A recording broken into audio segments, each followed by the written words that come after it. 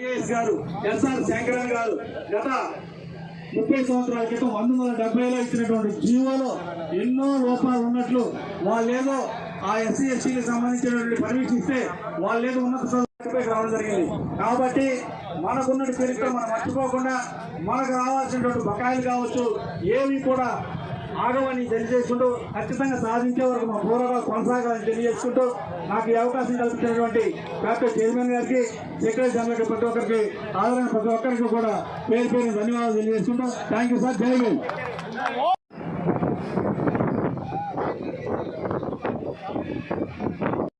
ఇక చూస్తే గతంలో ఈ 2 సంవత్సరాల్లో ఎస్సీ ఎస్టీలకు సంబంధించినటువంటి 342 జీవో కింద ఎంతో మంది ఉపాధ్యాయులకు ఇన్ సర్వీస్ లో చదువుకోవాల్సినటువంటి ఉన్నతాలు చదువుకోవాలంటే వాళ్ళందరికీ లేనిపోని కొరీలు పెట్టి వాళ్ళని అరెస్ట్ చేయడం జరిగింది.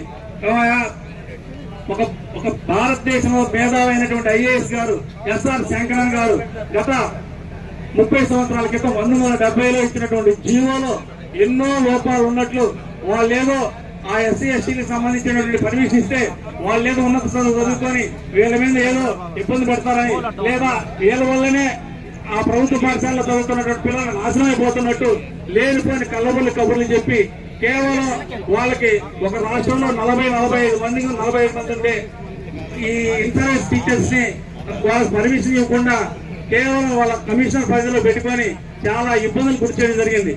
వాళ్ళు కొంతమంది వాళ్ళు ఎంట్రన్స్ రాసుకొని జాయిన్ అయినటువంటి బీఈడి జాయిన్ అయ్యేటువంటి ఉపాధ్యాయులు 10,000 రూపాయల ఫీజులు కట్టి కూడా వెనక రావడం జరిగింది.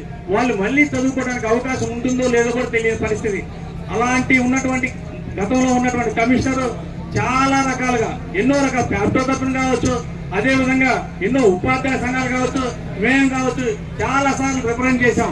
ఈ 342 జీవో కింద ఉన్నటువంటి ఉపాధ్యాయులు ఇన్ సర్వీస్ లో ఉన్నటువంటి ఉపాధ్యాయులకు అందరికి పర్మిషన్ ఇవ్వండి సార్ అని చెప్పి ఎన్నిసార్లు అడిగినా కూడా అవి దాటవేస్తున్నాం, జీవోలు రద్దు చేస్తున్నాం, జీవోలో మార్పులు చేసి వస్తున్నాం అని రకరకాల మాటలు చెప్పి దాని జీవోలో ఎవరికి కూడా పర్మిషన్ ఇవ్వకుండా చేశారు. ఇది చాలా దుర్మార్గం.